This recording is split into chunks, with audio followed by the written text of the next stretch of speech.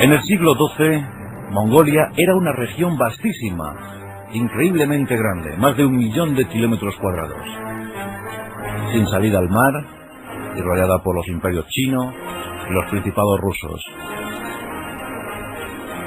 Era un territorio, como os digo, hermosísimo. La llanura imperaba sobre otras condiciones orográficas.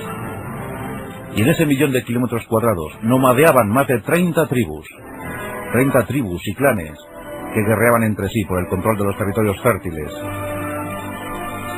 Era el siglo XII, y aquellas tribus nómadas desde luego no se habían subido al carro de la historia.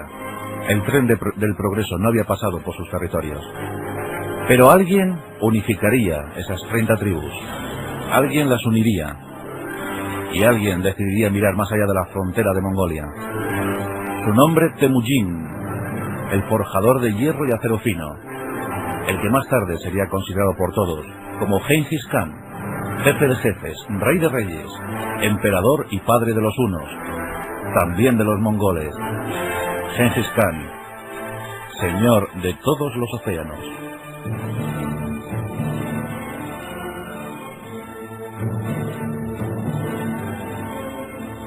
Es curioso averiguar, cuando vemos los datos demográficos, que en ese siglo XII había tanta población en Mongolia como la podemos encontrar hoy en día. La población estimada estaba en torno al 1,5 millones, del 1,5 millones a los 3 millones de habitantes. Era difícil cuantificar, pero esas son las estimaciones más rigurosas. Por tanto, debemos fijar una población de unos 2,5 millones aproximadamente, que es justo la población que tiene Mongolia hoy en día. Pero no estaban unidos. Como ya os he dicho, eran más de 30 tribus, muy guerreras, nómadas, pendientes siempre de la rapiña, de la última lluvia, de la última cosecha, y siempre pendientes de la invasión hacia China, siempre mirando recelosos hacia China. Y en una de esas tribus nacería nuestro protagonista. Bueno, los mongoles fueron considerados por los europeos como tártaros, pero los tártaros era simplemente una tribu más dentro del concepto mongol. Los Kijat, por ejemplo, era la tribu a la que pertenecía nuestro protagonista Temujin. Su padre era el jefe de la tribu, Yesudai. Yesudai era un jefe menor, pero aguerrido, y combatía a sus enemigos ancestrales, los tártaros. Había capturado a uno de esos jefes, y tal valor había presentado ante el campo de batalla ese jefe tártaro, que Yesudai decidió apresarle y no le dio muerte.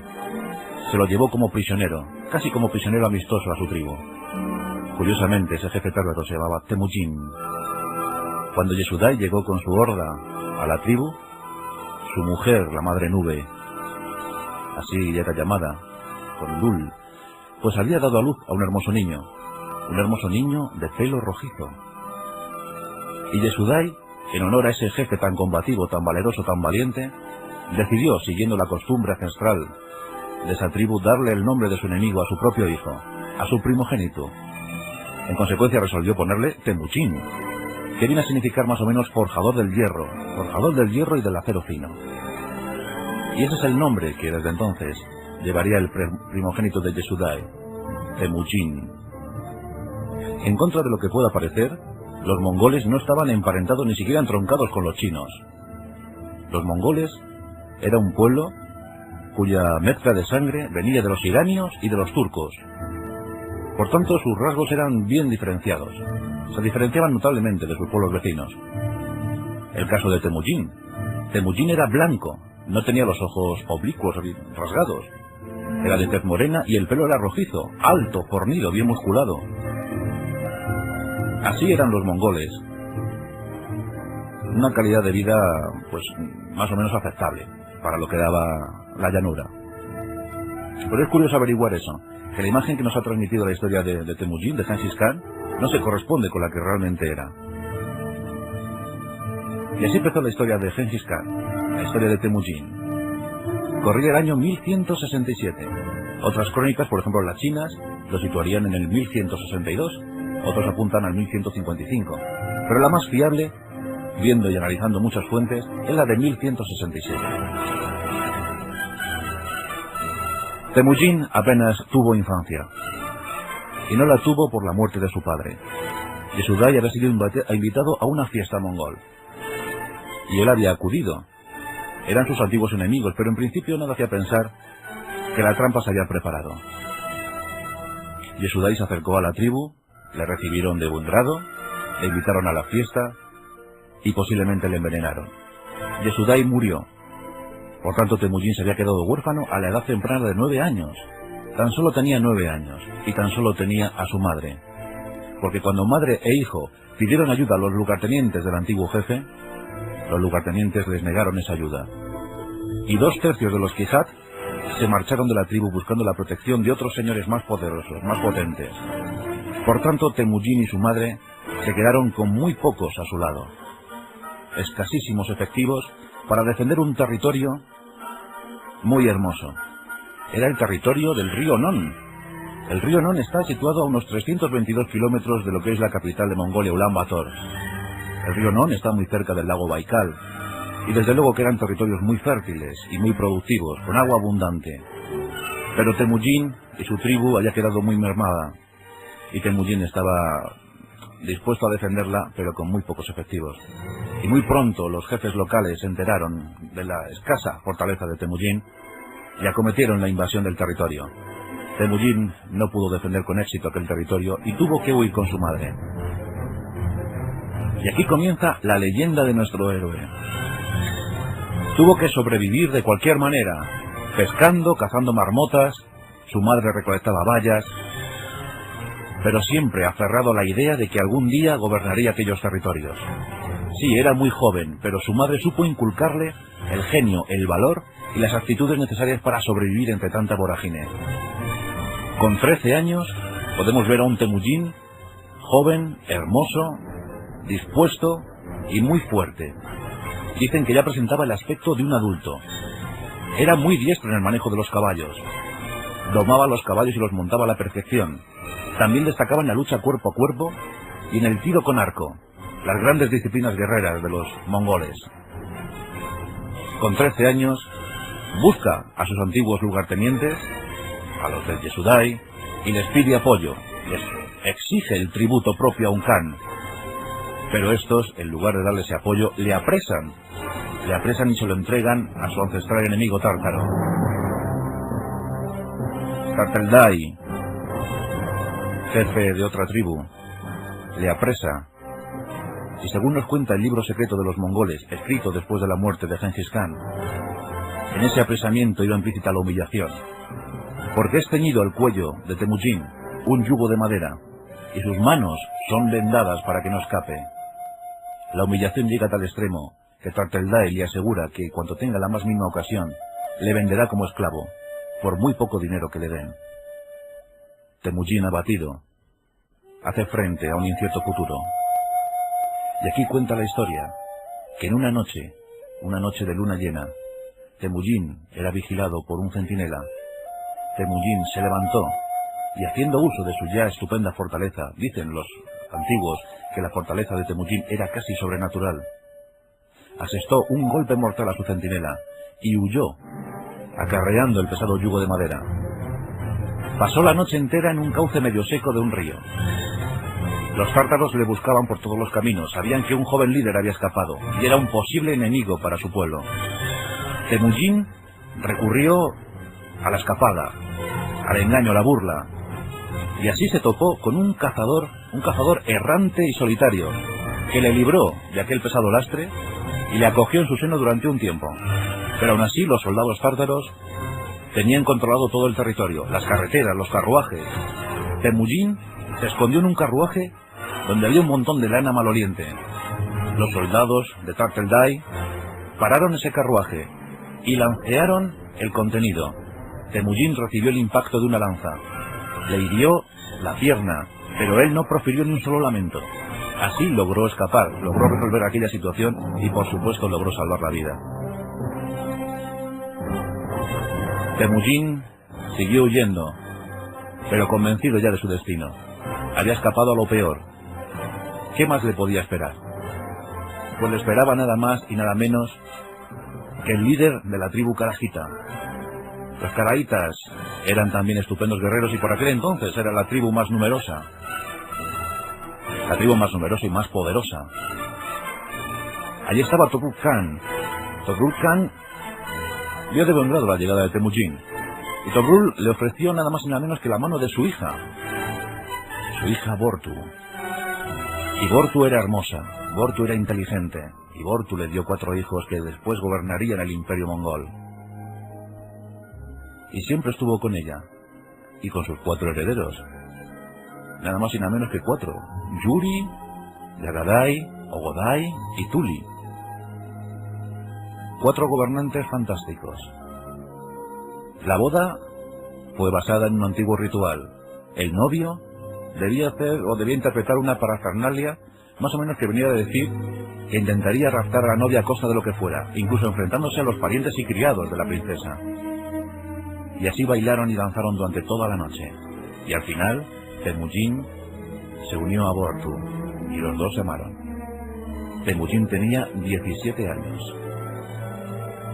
Tobrul estaba convencido de que había cogido un buen yerno, pero Temujin había cunado el ansia de venganza y quería vengarse de sus ancestrales enemigos, aquellos que le habían apresado a él y habían dado muerte a su padre. Pero Tobrul tenía otras ambiciones, tenía muchos enemigos cercanos, y el joven Temujin se ofrece para ponerse al frente de la tropa mongol. Y comienzan las masacres, comienza la historia negra de Temujin. No tiene piedad con el enemigo, masacra a una tribu tras otra. La leyenda empieza a preceder al hombre.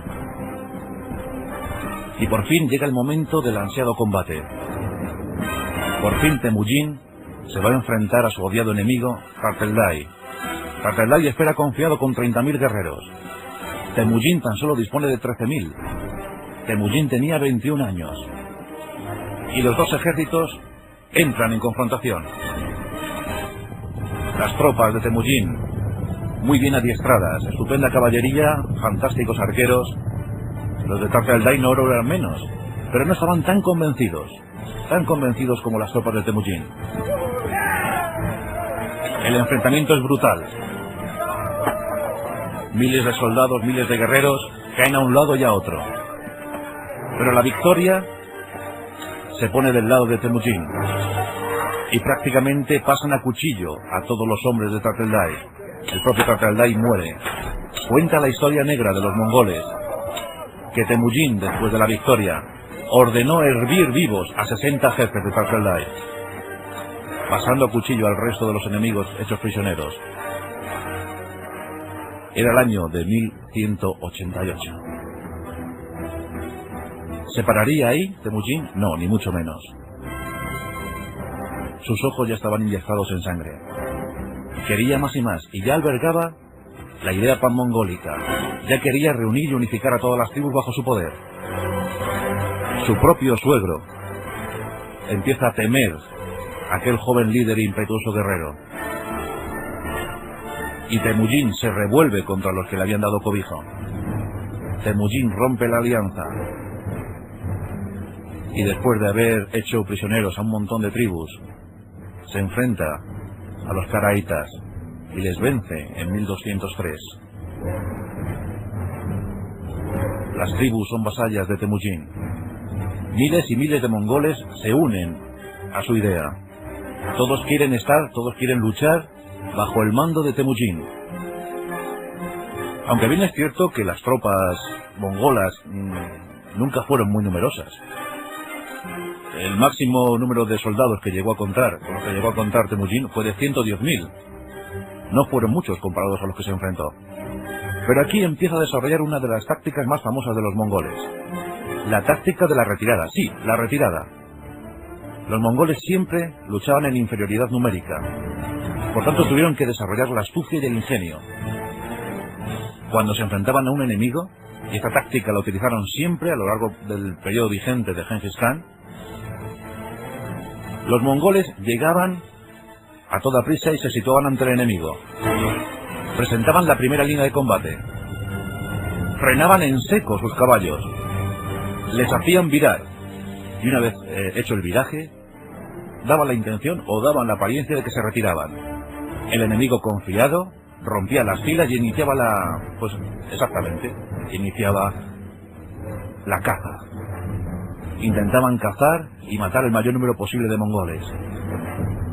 Pero cuando ya les tenían bastante cansados, y hay que decir que los mongoles eran expertos en la marcha, los mongoles volvían a girar sobre sí mismos, lanzaban una nube de flechas, eran los mejores arqueros, y una vez que habían desconcertado al enemigo, entonces sí, iniciaba la embestida. Hay que decir también que en los años de vigencia, en los años de reinado de Genghis Khan, jamás perdió una sola batalla. El ejército mongol era ciertamente formidable. Sobre todo que la tropa estaba muy motivada. Genghis Khan fue proclamado Khan, gran Khan de todos los mongoles en 1206, después de un gran consejo. Genghis es una derivación del turco. Hay que contar que la mitad de la población mongol hablaba turco. Pues Genghis significa océano, por tanto, Genghis Khan debe ser considerado como señor de todos los océanos, emperador de los mongoles. Las antiguas tradiciones de los mongoles hablaban de que la tierra era una vasta llanura, rodeada por inmensos océanos. Por tanto, Genghis Khan, señor de todos los océanos. Era el año 1206, y Temujin ya reinaba sobre todos. ¿Qué pasaría ahora? La treintena de tribus mongolas estaban ya unificadas, bajo su dominio. ¿Dónde estarían las nuevas aspiraciones, las nuevas ambiciones de Genghis Khan? Lo primero había que adiestrar un gran ejército. Creó un código de leyes, el Yasa. La Yasa era pues un código de leyes basadas en las tradiciones de los mongoles y también en las inquietudes del propio Genghis Khan. Vamos, un auténtico código civil y militar. La población masculina estaba permanentemente movilizada. Los mongoles eran reclutados entre los 15 y los 70 años. Y las mujeres, curiosamente, tenían mucha importancia para lo que era la época. Genghis Khan sabía que su pueblo pues no había subido al carro del progreso, pero eso no quitaba para que respetara profundamente a las mujeres, posiblemente gracias a su madre. Las mujeres, por ejemplo, en el Imperio Mongol tenían derecho a la propiedad privada y también tenían la facultad de poder luchar. Eran excelentes arqueras, eran amazonas también. O sea que Genghis Khan siempre dio un buen trato a las mujeres, no como en otras potencias, por ejemplo, europeas. El ejército era muy disciplinado. Había estupendos pactos de sangre y hermandad. Un guerrero hacía un pacto de sangre con el otro, y los dos lucharían hasta el fin, se ayudarían unos a otros. Genghis Khan creó una guardia personal de más de 10.000 hombres. Los mejores, los seleccionados, la mejor caballería, los mejores arqueros. Esos conformaban la guardia pretoriana de Genghis Khan. 10.000 hombres, el equivalente a una división moderna de infantería. Y en esos 10.000 hombres estaban los hijos, nietos, hermanos de sus mejores generales. Era una forma también de procurar su confianza y su lealtad. Porque Genghis Khan creía en la lealtad, creía en el honor, no creía en la traición, no soportaba a los traidores. Siempre incluso los ajusticiaba, aunque hubiesen servido al propio Genghis Khan, mostrando deslealtad hacia un antiguo rey. Pero no soportaba la traición. Sí, en cambio, premiaba el honor, la lealtad, la disciplina. Sí, era muy disciplinado, pero también era justo con sus hombres. Sus guerreros le adoraban, le admiraban, le querían, le seguían hasta la locura. Genghis Khan se empieza a fijar en el enemigo de todos los mongoles, los chinos. Hasta entonces los chinos miraban complacidos como los mongoles luchaban entre sí. Incluso ayudaban a determinada tribu para que luchara contra la otra. Así, mientras que los mongoles se enfrentaran en una guerra civil, los chinos estarían a salvo tras su gran muralla. Aquella muralla que tuvieron que levantar para que los mongoles no les invadieran más. China era una estupenda y potente nación, una gran civilización, una estupenda cultura. Más de 100 millones de habitantes en el siglo XIII. Y 20 millones de sus habitantes se situaban en la región del norte. Y esa era la que ambicionaba Genghis Khan. Año 1211. Genghis Khan, con un ejército de 70.000 hombres, su gran horda, invade el norte de la China. La muralla no es suficiente para parar el avance de los mongoles. Genghis logra abrir una de las puertas de la muralla y por esa entra como una riada toda la horda de los mongoles. No hay oposición posible. Uno tras otro van cayendo los generales chinos. No hay ejércitos que puedan parar el avance de Genghis Khan. Y pronto somete a su dominio toda la provincia. Llega a conquistar Pekín. Hasta entonces, los mongoles se detenían ante las murallas, no sabían combatir, no sabían asediar. Pero Gengis Khan era muy intuitivo y sobre todo muy astuto. No sabían asediar. ¿Y qué hicieron en consecuencia? Contratar. Empezaron a contratar ingenieros militares. Esos ingenieros eran muy bien pagados. Llegaban de cualquier punto de la tierra, de Afganistán, de Irán, de la antigua Persia, vaya. También de la India, también del Turquestán. Y esos ingenieros militares adiestraron a los mongoles y les enseñaron a utilizar las tácticas guerreras. También aprendieron las de los chinos. Aprendieron a utilizar las catapultas, utilizaron la pólvora, construían túneles subterráneos, en esos túneles llevaban pólvora y hacían explosionar las murallas. Lanzaban bolas de fuego impregnadas de nafta, provocaban los incendios de las ciudades. Lanzaban también bloques pétreos de 45, 55, 65 kilos. Y así los mongoles fueron llegando y tomando las ciudades una tras otra. Muchas veces el propio Gengis Khan, sabedor de que tenía pocos efectivos, masacraba una ciudad y dejaba escapar a unos pocos supervivientes. Esos pocos supervivientes propagaban el mensaje de los mongoles y claro, eso hacía que cuando llegara Gengis Khan a la siguiente ciudad, estos prácticamente no oponían ninguna resistencia. Huían desfavoridos. Curiosamente, esta táctica ahorró muchas vidas a un bando y a otro. En 1215 la conquista del norte de China está prácticamente ya consumada. Pero Gengis había dejado un poco desatendido su nuevo reino y empezaban otra vez las convulsiones y las luchas intestinas. Por tanto, Gengis tiene que abandonar la conquista del norte de China, se la encomienda a sus grandes generales y vuelve a Mongolia. Esa conquista llegaría nada más y nada menos que hasta la península de Corea y se completó en 1218. Es increíble, es todavía fascinante averiguar cómo tan pocos pudieron abarcar tanto territorio, lo que se consideró el imperio más grande del mundo. Porque muy pronto Gengis Khan se empezó a fijar en otras latitudes. Y llegó hasta el Tíbet, y llegó al noroeste de la India, y cubrieron sus hordas todos aquellos territorios. Pero había un personaje que cabreó muchísimo a Gengis Khan. Sí, nos referimos al Shah Mohammed. Mohammed era líder del territorio más floreciente y más poderoso del Islam. Ahí estaba él, con un ejército de 400.000 hombres. Y su territorio abarcaba Irak, Irán y también el Turquestán. Era un territorio impresionante, floreciente y rico. Y sobre todo con un estupendo ejército. Gengis envió una caravana que en principio iban a comerciar, pero seguramente eran espías. Y el Shah Mohammed no esperó ni siquiera una explicación y ordenó matar a todos, 450 muertos. Esta noticia llegó a indignar a Gengis Khan y envió un mensajero para pedir explicaciones. La respuesta del Shah Mohammed fue la misma, ordenó decapitar al mensajero. Y esto sí que no lo pudo soportar Gengis Khan, porque Gengis Khan pensaba que cualquier diplomático era sagrado, no se podía tocar. Un diplomático nunca debía morir a manos de un presunto enemigo. En consecuencia, Gengis Khan reclutó una nueva horda y lanzó una embestida como jamás vieron los tiempos. Era el año de 1219 y dicen que la matanza llegó a extremos inimaginables.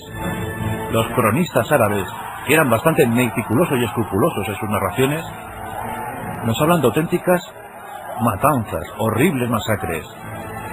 La ciudad de Bucarat, la ciudad de Urmar y sobre todo la bellísima ciudad de Samarcanda.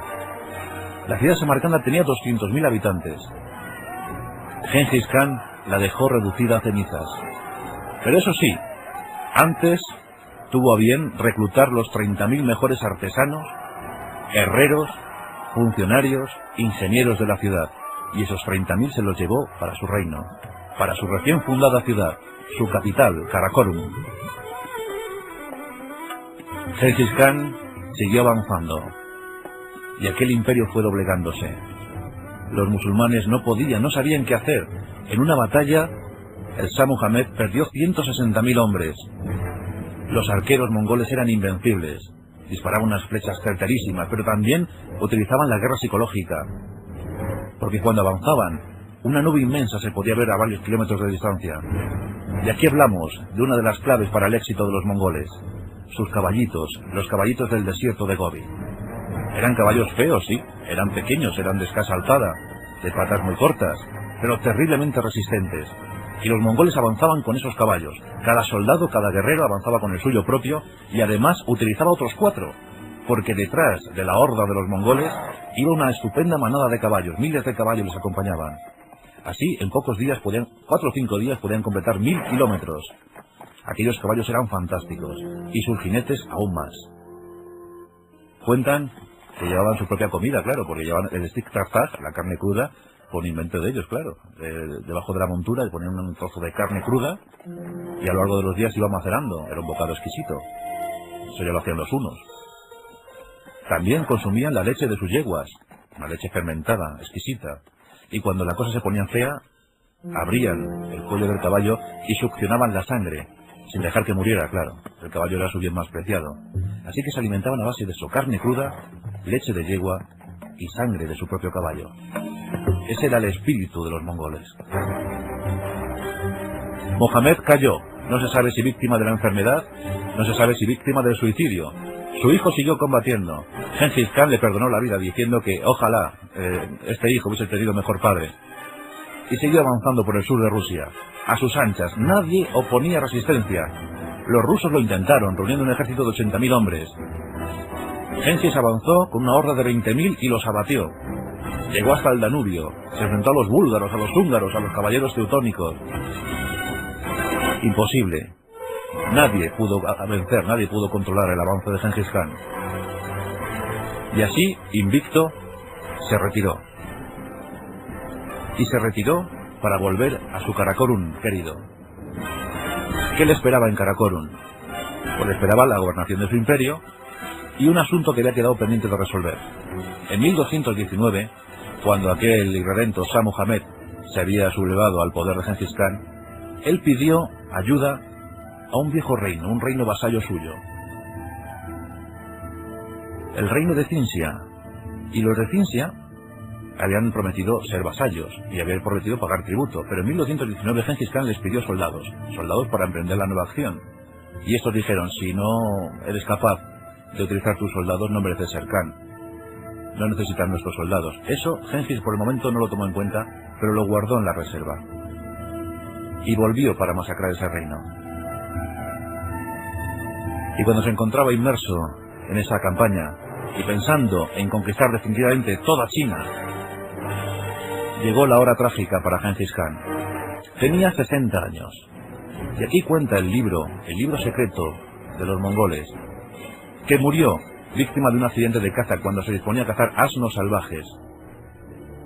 La historia posiblemente nos dice otra cosa, y es que muriera víctima de la enfermedad, posiblemente el tifus. El tifus puede ser la causa de la muerte de Genghis Khan. Era el 18 de agosto de 1227. Tenía 60 años y estaba rodeado por los 3 herederos que le quedaban, porque Yuri había fallecido anteriormente. Ogodai sería elegido como Gran Khan, como el sucesor, pero Tuli le daría nietos estupendos como Kublai, que después gobernaría China. Sería el primer emperador de origen mongol que llegara al trono de China. Y había muerto. Y aquí entramos en otra de las leyendas fascinantes en torno a Genghis Khan. La muerte de Genghis y el entierro de este. Una tumba de la que todavía nada se sabe. Algunos chinos afirman haberla encontrado en su lugar natal. Bueno, pero lo cierto es que cuando murió fue enterrado en el más riguroso de los secretos. Se cuenta que se sacrificaron 40 doncellas y 40 de sus mejores caballos. Y que una vez enterrado, la comitiva también se suicidó. Y después de todo esto, fueron escogidos 1000 jinetes que pasaron sobre la tumba de Genghis Khan para que quedara para siempre en el olvido. Esto dicen que fue cerca del monte Altai, uno de los grandes montes de Mongolia. Y desde entonces, allí reposa, quién sabe, Genghis Khan, señor de todos los océanos. Según el Washington Post, el personaje más relevante y más influyente del segundo milenio. Sus hordas arrasaron desde la península de Corea hasta el Danubio, y fueron invencibles y marcaron uno de los siglos más trágicos y más conmovedores de toda la humanidad, el siglo XIII, porque después llegaría Ogaiday Khan. Y Ogaiday Khan también arrasó Europa. Y dicen que cuando murió Ogaiday Khan, los mongoles se retiraron de Europa y no la arrasaron porque vieron tan insignificantes a esos europeos que desestimaron la posibilidad de la invasión y que la dejaron para otro mejor momento. Afortunadamente nunca llegó a producirse, pero se retiraron invictos. Jamás nadie les pudo vencer. El siglo XIII se consumaría con la llegada al poder de Kublai Khan, aquel que, según cuentan las crónicas, entró en contacto con Marco Polo. Pero Genghis Khan aportó grandes cosas, por ejemplo el sentimiento de unidad a toda una nación. Asumió que había otras civilizaciones más poderosas intelectualmente que la suya, y por tanto se integró en ellas, aprendió todo lo que tuvo que aprender, contrató a la gente necesaria para que su pueblo subiera, creciera, dio un trato de igual a las mujeres, y eso hay que contarlo, sobre todo en el siglo XIII. Pero nos quedamos con la figura del caballero mongol, nos quedamos con la figura del jinete, del mejor jinete de todos los tiempos, con su pony mongol, el pony del desierto de Gobi, lanzando sus flechas imparables, utilizándose esas espadas gigantes de 1,5 metros de las que hablaban los chinos, y con esas alturas, y aquel hombre blanco de tez morena, de pelo rojizo, de fuerza sobrenatural, llamado Temujin, Genghis Khan, el señor de todos los océanos.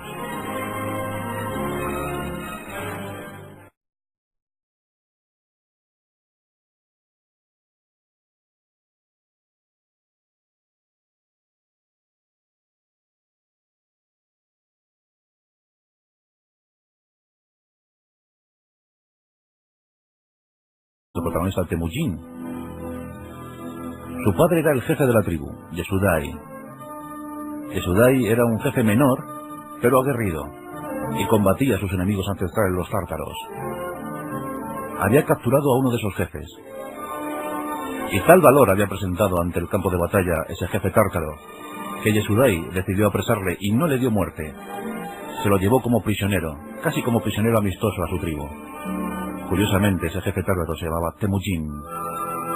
Cuando Yesudai llegó con su horda a la tribu, su mujer, la Madre Nube, emperador y padre de los hunos, también de los mongoles, Genghis Khan, señor de todos los océanos.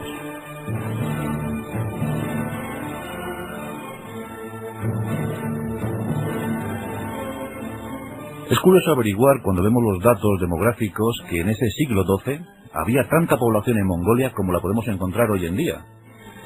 La población estimada estaba en torno al 1,5 millones, del 1,5 millones a los 3 millones de habitantes. Era difícil cuantificar, pero esas son las estimaciones más rigurosas.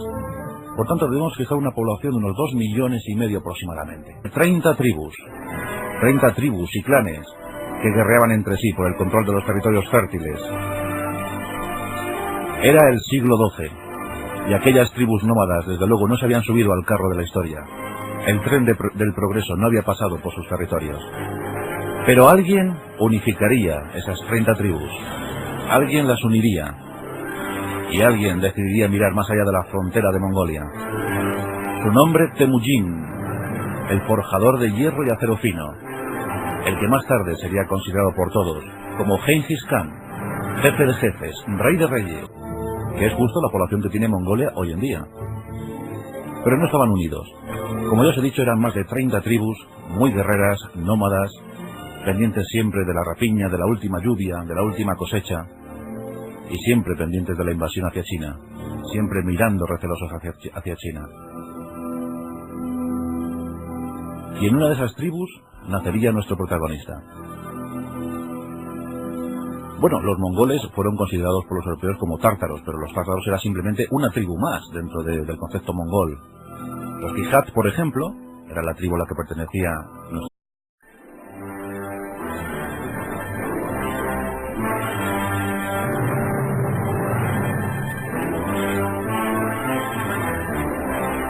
En el siglo XII, Mongolia era una región vastísima, increíblemente grande, más de 1 millón de kilómetros cuadrados, sin salida al mar y rodeada por los imperios chinos y los principados rusos.